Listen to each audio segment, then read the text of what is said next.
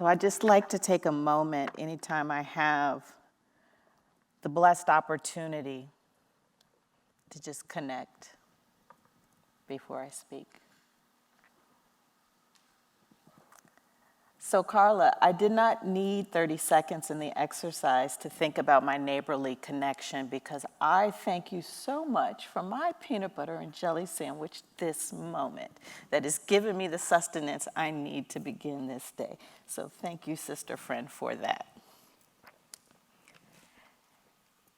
Neonu. I have never shared this with anyone before. For a long time, I hated my name. People could never pronounce it. Other kids made fun of my name, which is me. So they were making fun of me. I could never find any of those cute nameplates or necklaces or notebooks or other fun souvenirs that kids bought with their names on it. I have never met another Neonu. As a child, I even asked my mother to legally change my name to Valerie. Why Valerie? I don't know. I just knew I hated my name. My name was too different. Thus, I was too different. To hate my name was to essentially hate myself, wishing to be other than who I am. The root of my name, N-E-O, is Neo, of Greek and African origin, meaning new or gift. Neonu is an African name that means female leader of a new beginning. And I am. I am a female leader of a new beginning. However, it took a long time for me to embrace my name in gratitude for its power, for my power. It took a long time for me to radically accept and love myself, my voice. I am Neonu Jewell, daughter of Ophelia, granddaughter of Evelyn, Bessie, and Thelma, and great-granddaughter of Leola. You may have noticed I named fewer great-grandmothers and extended it no further. It is because my tree has many unnamed leaves and too many branches, forcibly removed and compounded into the history of the earth. And still, I stand here proud, thanks to their love and sacrifices and the gift of my existence and my name. Neonu. This is my sacred story. My vision for the world is one where everyone lives their divine purposes. This is much harder for some in our society than for others due to the religion of power and its primary doctrine of divide and conquer, which is achieved by step one, constructing labels to separate people based on external features, physical traits, languages, abilities, sexual orientations, geographies, economics, beliefs, practices, and other identifiers. And then step two, creating hierarchy. The goal here is to perpetuate division, domination, and subordination. The politics of differences supports the maintenance of power and control by a few through comparison, competition, distrust, and polarization of the masses, an us versus them society. A sea of yous. You. You. You. You. instead of we. Us. One.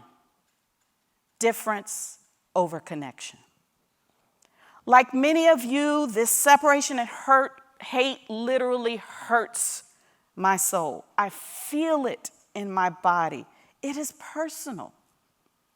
I know I am not alone. I feel it right now in this room. Wednesday at the beautiful Cathedral of the Assumption, Mayor Fisher recalled the sacred story of the Trappist monk who understood that if we could see the common light, there would be no more war. Can you imagine that? No more nation against nation, party against party, community against community, family members against family members, humans against nature and other divine beings, humans against humans, humans against self, humans against God. How do we interrupt this discord? How do we transform the world? How do we change the persistence of power over domination and subordination? How do we wrestle the moral authority away from the loud few who seek power and economic gain through categorizing and polarizing us? How do we dismantle these structural systems that reify isms based on political and power-based constructions? How? What can one person do? More importantly, what can I do to affect societal change?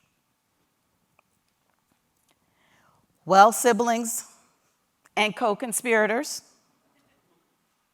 my invitation today is for us, we, to embody the path of a spiritual revolutionary. As spiritual revolutionaries, we are the torchbearers of radical acceptance, of oneness, love, and joy as a spiritual, revolutionary, and transformative act of resistance to individual and systemic othering and violence. Let's be clear, the theoethics of oneness, love, and joy are indeed radical and revolutionary. Let's begin with love. The Greeks distinguished 7 types of love, but I will focus on 2. Philautia, self-love. I shared a bit of my own personal path to self-love. And agape, which is selfless, universal love for all human life. It is love for your neighbors, love for all creation, all beings, nature and God. It's love that's unconditional, boundless compassion, and infinite empathy across differences. Agape love is active. It is the divine energetic force that transforms individual hearts and societies. Siblings, co-conspirators, being a spiritual revolutionary begins with self-love. Your connection as a divine manifestation and extension of the one mind, non-dual, source energy, God, Allah, Shiva, Atman, Buddha, the many drops of water in the ocean. This is oneness. Self-love and oneness are the foundation of the embodiment of what I call agape love force, which empowers us to choose compassion and empathy. It is an ancient wisdom teaching. Spiritual revolutionaries throughout history have taught and used this transformative power. 1 John 4 of the Bible, Jesus teaches it, saying, "Beloved, let us love one another, because love is from God. Everyone who loves is born of God and knows God. Whoever does not love does not know God, for God is love." Jesus further specifically calls for loving our neighbors during his Sermon on the Mount, related in Matthew 6, 43 through 46. You have heard that it was said, you shall love your neighbor and hate your enemy. But I say to you, love your enemies and pray for those who persecute you, so that you may be children of God. For God makes the sun rise on the evil and the good, and sends rain on the righteous and the unrighteous. The powerful Buddhist metta prayer, inspired by spiritual revolutionary Shakyamuni Buddha, directly employs agape love force through the sacred practice of loving friendliness, sometimes called loving kindness. It sends love to all, those we don't agree with, those we may oppose. It goes a little something like this. May I, may you, may friends, teachers, families, neighbors, may all unfriendly persons, may all beings be joyful, be loving, be trusting, peaceful, and content. The Indic Jain tradition teaches agape love force through the sacred principle of ahimsa. Gandhi embraced this as a spiritual revolutionary. His radical acceptance and teaching of the theoethics of oneness and love contributed to the liberation of India from British rule and became the foundation for the civil rights movement led by spiritual revolutionaries in the United States, one of which was James Baldwin, who wrote, "If love will not swing wide the gates, no other power will or can." These are famous spiritual revolutionary exemplars, but please do not misunderstand me and think that you must achieve some global transhistorical notoriety. Each one of us can choose to walk the path of a spiritual revolutionary. When we wake each morning, blessed with the divine breath of life, to experience another day, we can set our niyah, our purpose, our intention to enter the day loving first ourselves unconditionally, imperfections and all, and committing to being love in all that we say and do, despite the circumstances.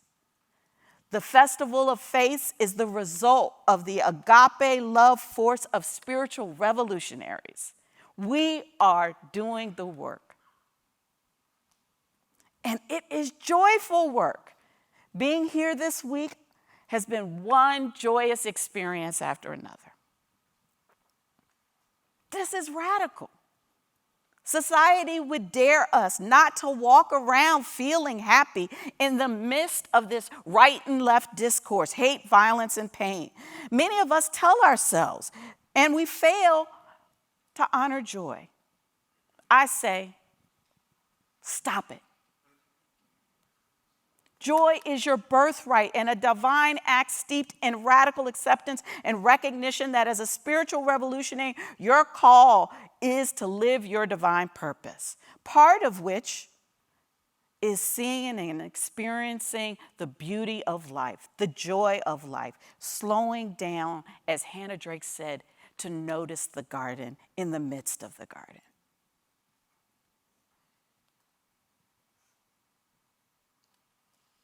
In every moment, we alone choose our joy, our reactions.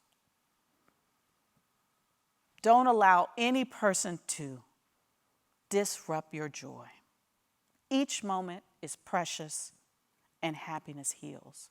To conclude, words alone do not transform. My transformation model is insight plus application equals results.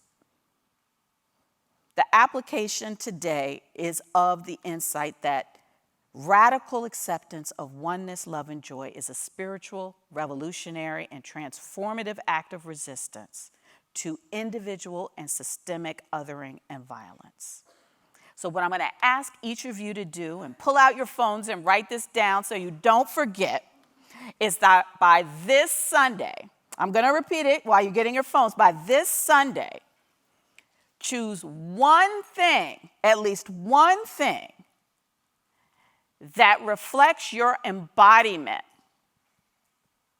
of agape universal love. One thing that you can say or do that reflects universal love. And one thing that you can say or do that reflects joy. By this Sunday, one thing. Insight plus application equals results. I close with a quote from Audre Lorde's Sister Outsider Essays and Speeches. Sometimes we are blessed with being able to choose the time and the arena and the manner of revolution. But more usually, we must do the battle where we are standing. Stand with me today in being spiritual revolutionaries. Thank you each for the precious gift of your time and attention and the opportunity to contribute my voice into this space. Amen, Amen, Ashe, Namaste, and so it is.